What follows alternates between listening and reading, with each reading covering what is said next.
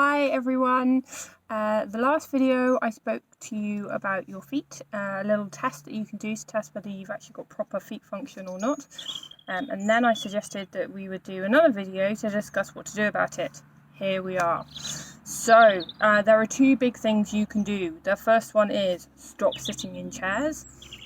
When we sit in chairs, we immobilize our hips, we tighten them up. Hip function is really important for feet function. If you don't have good feet function, you don't have good hip function. Same thing really. So first thing, stop sitting down. You'll notice that I'm sat, but I'm cross-legged on the floor. I'm not in kind of this position, sat in a chair.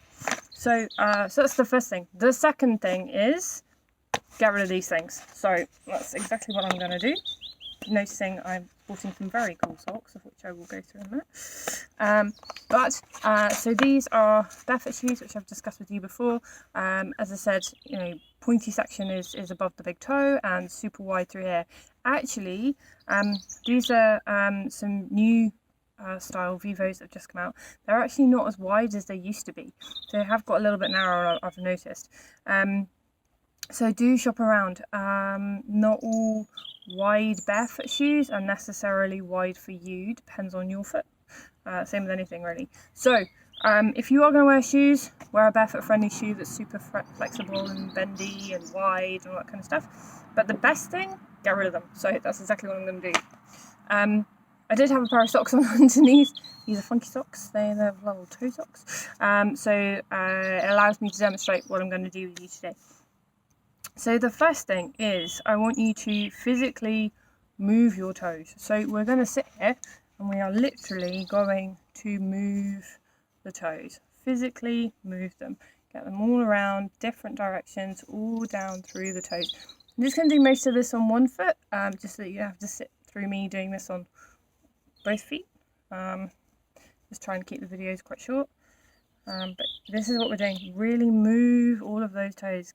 Move them in all directions. Remind your toes they can actually move. So that's the first thing. Okay, and obviously you would do that on the other foot as well. So as I say, I won't do it properly, but that's what we're going to do. The second thing is quite a good test to do. In fact, no, we'll come back to that. Moving the toes. So another thing you can do for moving the toes is see if you can literally go back into this position. How far back can you flex the toes? Can you sit on your feet? Again, if history of injuries and stuff on this foot, I can really feel that in my big toe, that's quite sore. But it's a case of being persistent with it. It will come. It's improved massively in the 4 or 5 weeks I've been doing this. I haven't been doing it that regularly because life. The delightful COVID thing, dare I say it. So I haven't really had the chance to do this, but it's improved hugely. So this is another little exercise you can do. The other thing you can do with the foot, coming up, is I've just gone headless, there we go. In a stood position, what you're going to do is you're going to lift your big toes and drop the big toes. Obviously you'd be stood normally, not crouched over like this, but this is I've just done this so that you can see the feet. So big toe up, big toe down, little toes up, little toes down. I'll just come a bit closer so that you can hopefully see a little bit more. So big toe up, big toes down, toes up, toes down. And this is something you can just keep practicing. The number of people that can't do this actually looks quite an easy thing to do. For people who've been wearing regular shoes their whole life, they kind of look at you like you're crazy. And you say, go on then, have a go. And they can't do it. And they kind of end up going, I can do it, I can just about. And they'll end up with this, or they'll end up crawling under and all sorts of things. So this is definitely something to try. Is that one? And then one of the other ones you can do is, again, you do the stood. You don't want to use a tennis ball. A tennis ball is far too squidgy. So that one really is quite squidgy. Ideally, you want something like this. This is a lacrosse ball. The only thing that I'd say is pretty common and similar in the UK is the rubber balls you get for throwing for the dog. What's great about these is, as I said, they're rubber, but they're pretty hard. So they're forgiving in the fact that they're rubber, but It's pretty hard. And what you do, again, stood, not sat, but just for the purposes of this demonstration, you would put it on the floor and you'd literally be rolling your foot over it. So forward and back like this, and then side to side like this. And this is all things to do just to loosen up the soft tissues of the foot. 4 layers of soft tissues.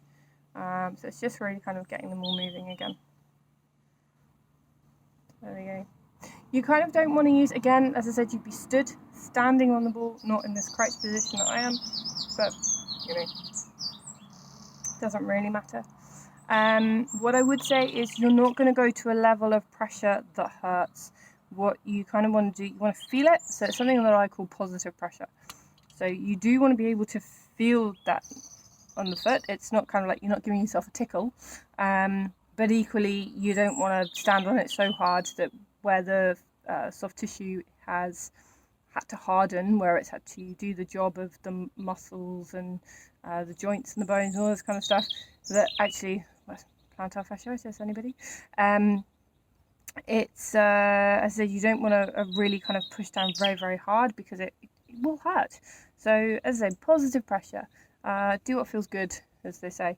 In terms of other feet exercises, there's other ones that's pretty common with the NHS and physios, and that is the towel scrunching exercise. I didn't bring one out because, again, I'm really not that well organised, but put a towel under your toes and literally scrunch it up with your toes.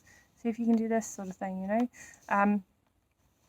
As much as you can, just to really move the foot and remind your brain that it exists. It's got all of these joints, it's got all of these bones, it's got all of these muscles and tendons and ligaments and all this good stuff.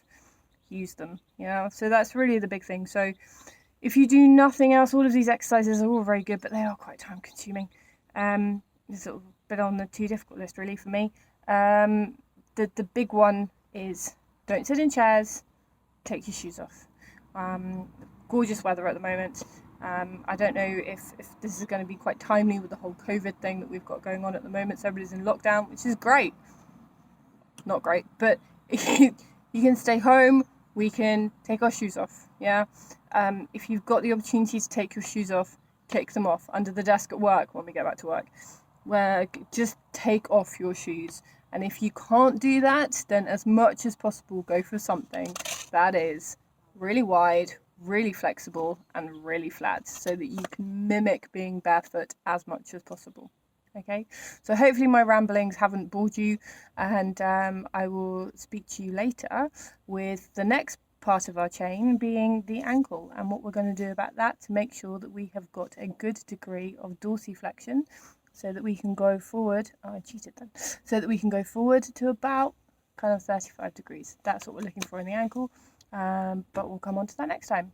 Speak to you soon. Bye.